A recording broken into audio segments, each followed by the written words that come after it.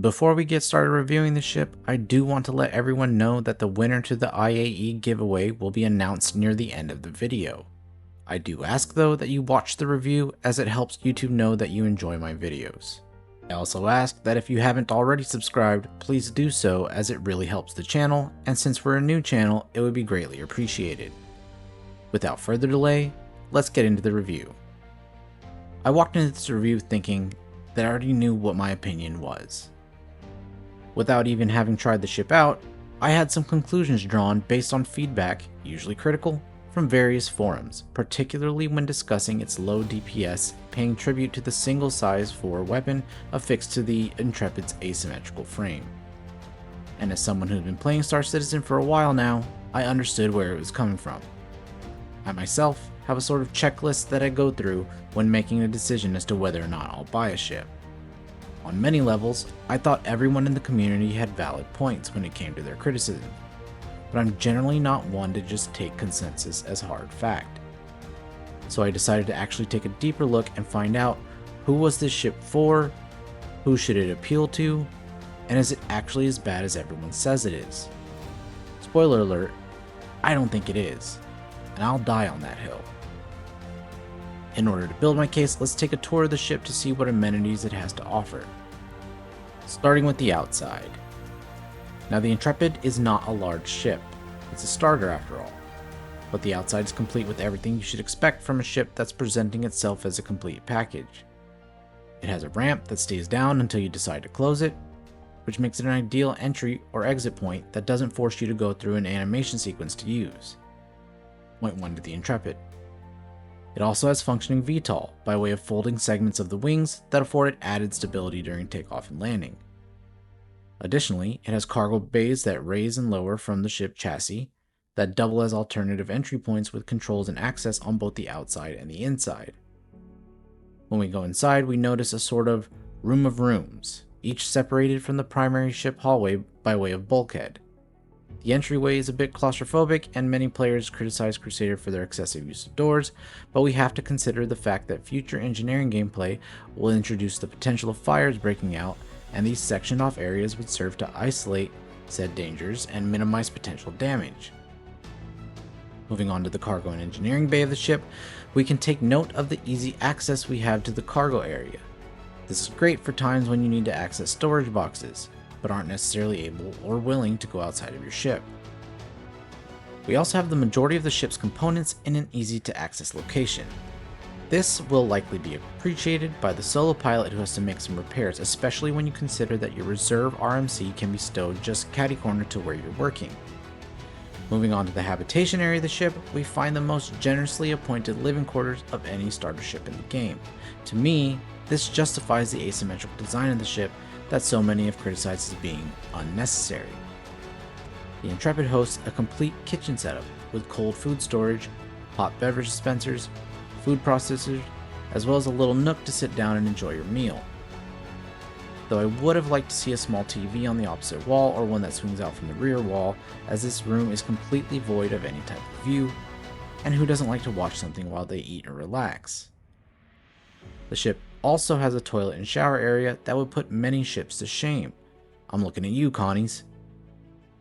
Continuing on, we have a sort of gear storage area with shelves for knickknacks, long gun storage, sidearm storage, as well as gun racks that look like they would be suited for large guns such as railguns or rocket launchers. Then we have an escape pod, and I believe this is the only starter ship to have one, so long as we're not discussing an advanced starter, which I don't think this qualifies as. Finally, we have an external storage compartment sitting over the logout bed with over 1 SCU of storage space in it, which is large enough to store a couple of extra sets of gear for various occasions. Once we make our way to the cockpit, we encounter a little bit more component storage before we get into our seat. Now this is where things take another interesting turn. If we look at the power management, we find the Intrepid is a unique case in that it has more power available than it has components, meaning technically the power supply is oversized for the ship overall. This means you don't have to make a compromise when it comes to what you're powering, and for your single size 4 gun, which I have fitted to attritions, means that you have 75 rounds that you can continuously fire before you have to recharge. Meaning, What the ship lacks in burst DPS, it makes up for in sustained DPS. Additionally, the eye line presented by the MFDs is sensible, and none of your screens are out of sight while flying, at least when you have your field of view set to the max the way I do. Now I do have one complaint here, and that is the location of the ship's main power button having a virtual overlap with the MFD screen's right arrow button. When switching through screens, due to the overlap, there is a decent chance that you turn off your ship's power, which can be devastating in a combat scenario or when you're flying in Atmo at lowish altitudes. So now that we've done the tour, it's time to grab a bounty and see if the ship's single size 4 gun can get the job done. Before we actually engage in battle, however, let's review the ship's stats as reported by Urkel. Now the Intrepid does not come with a terribly strong loadout, admittedly. Its shield has a considerably low amount of HP at just 1500, while the ship's hull has 15,350 HP. It means it has a stronger hull but weaker shields than one of its rivals, the Avenger Titan. So it's going to be an important task of yours to avoid incoming fire when engaged in battle. That isn't a terribly difficult task, as the Intrepid has an SCM speed of 227 meters per second, which can be boosted up to 455 meters per second. Albeit that is slower than some of the other ships in similar roles, but it is still fast enough to outrun many ships in the verse. Additionally, with the size 4 attrition that I fitted to the ship, you're able to produce upwards of 815 damage per second, which really isn't bad when we take into consideration how long you can continuously fire with 75 rounds. Now when it comes to actually fighting, it did not take long for me to realize that jousting, where opponents fly directly at each other, really is not the way to go. The Intrepid simply doesn't have the burst DPS and shields to win those. Instead, it would be recommended that you take the route of strafing around your target, with sporadic changes in your momentary vector by way of boost strafing up or down. If you successfully manage to do this, most small NPC targets can be taken down relatively easily, making VLRTs and LRTs a breeze with just a little bit of practice. That's not just conjecture, that's what I found to be true in application. And though I didn't attempt any, I would be a little nervous going into MRTs or higher, because that's when ships like the Cutlass Black come out, and their hull shredding ballistics could be a problem if they manage to put all guns on you for anything more than a brief moment. With all of that said, I do want to point out that I don't think this ship is really intended to be a solo fighter. It's meant to be a sort of jack of all trades. With the 8 SCU of cargo storage and 1.2 SCUs of quantum fuel, it's suitable to do small box deliveries and small cargo hauling missions. That doesn't mean to suggest that the ship can't fight, it just isn't a burst damage specialist, and it's my opinion that we shouldn't always look at a ship's burst damage potential as the ultimate deciding factor to determine its usefulness. Ultimately, after using the ship to make this review, I found it to be rather good. Certainly not great in a few aspects, but overall it isn't a bad ship to have. And I can certainly rank it over several other starter ships priced in similar ranges.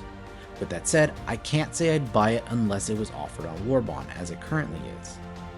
Personally, my max value for this ship ends in the $60 to $65 range, but I'd allow a small increase to that if lifetime insurance were included, which is why I think the starter package in the shop right now is a good deal. I think the average player starting out will get a lot of value out of the ship, as it would allow them to engage in a variety of gameplay loops to find out what they like. And that's who the ship is for, it's for beginners. It isn't for the citizen with an entire fleet of options that just perform better. It's intended to be a stepping stone into the Star Citizen universe, and I think it achieves that intention wonderfully. So if I had to give the ship a score, it would be a 7 out of 10 for new players and a 6 out of 10 for seasoned players that maybe were just looking for something to get around in when they don't want to pull out bigger ships.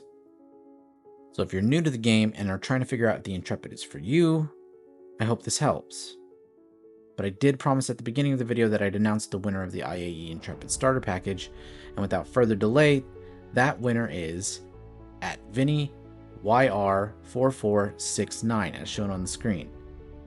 Vinny, you have 72 hours to reach out to me at forgecoregaming@gmail.com, where we'll go through a verification process. And once we do that, I'll gift it to you. You get the Crusader Intrepid starter package with LTI, the Fusion Paint, the Star Citizen digital download, and 20,000 AUEC. I do want to thank everyone who has supported the channel in the past few weeks. We're coming up on a month since I actually committed to creating and uploading videos to YouTube, and the community feedback has been tremendous. I look forward to making more content for years to come as Star Citizen grows and evolves. And for those who didn't win, I do plan on doing a giveaway for the Christmas season, so there's another chance to win next month. In order to enter, just leave a comment and a like on any video that I publish from this video forward, and as long as you're subscribed, you'll be entered to win. With that, I'm going to go ahead and end the video. As always though, thank you for watching, and I'll see you in the verse.